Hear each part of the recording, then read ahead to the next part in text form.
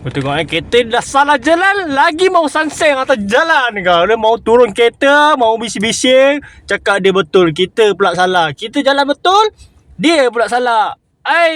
Aku panas betul lah. Kan? Betul tak?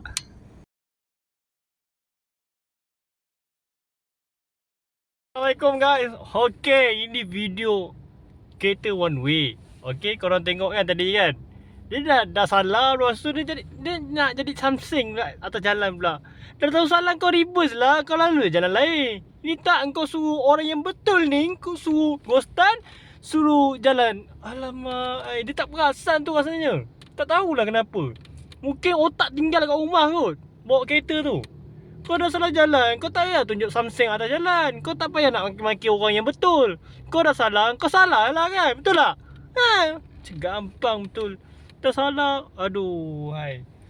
Tak tahu nak kata apa dah Otak tinggal kat rumah kau rasa ni. Kan? Otak tinggal kat rumah tu. Kan? Aduh hai. Gampang. Yang mana nak support Social Buzz, link di bio. Boleh tekan sekarang. Tekan sekarang.